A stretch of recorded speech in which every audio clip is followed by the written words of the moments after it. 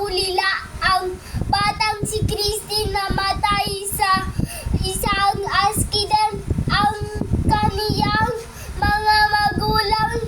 Kaya siya ang kinungkop ng Department of Social Welfare at Development, DSWD.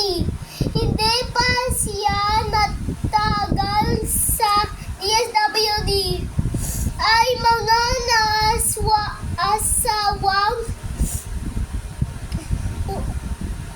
pumunta ang nais at siya ang ampunin ngayos kaagad na ang kaniyang Louder. mga papel at hindi natagal siya nakasauwi. Nasa bahay ni Ginoo. Ginoo at Ginang. Ginang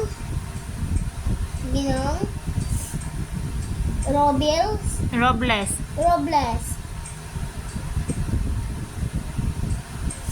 Tinunsing siyang Tinuring.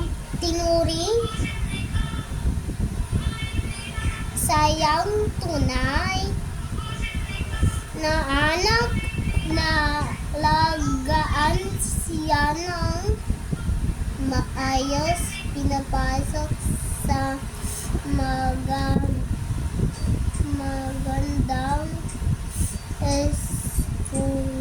eskwelahan at higit sa lahat, binigay siya ng isang mapagmahal Lakasan mo. Pahagalag. Christine Robel. Pangalang. Christine Robles. Anuin mo yung mga tanong dyan. Sagutin mo yung mga tanong. Sino? Lakasan mo. Number 1. Sinong Pangunahin. pahunanin Tauhan. tauhan sa kwento si Christine? Number 2. Sabihin mo number 2. Ano ay nangyayari kay Christine? Siya ay naulila. 3. Sino ay nangalaga sa kanyang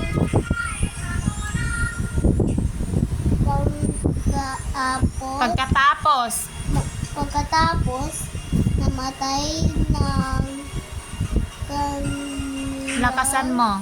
mga magulang.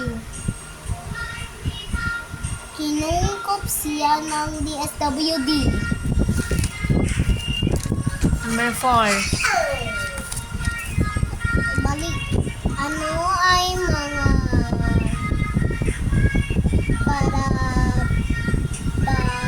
karapatam ang ibigay sa kanya ang ganang at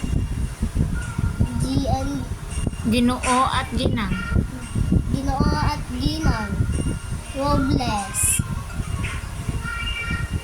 Makapag-araw sa magandang eskwelahan. Oh. Number 5. Ano ang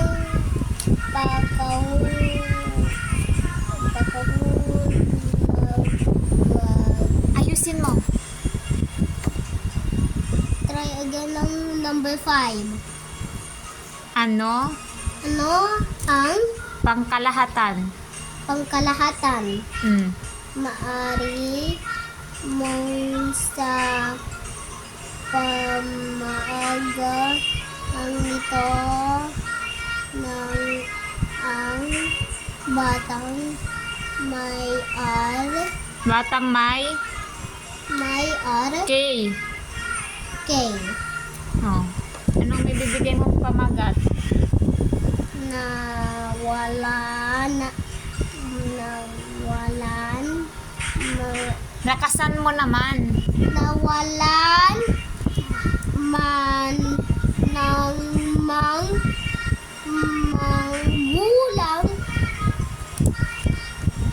na Naswerte.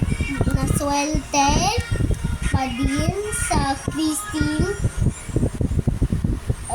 kasi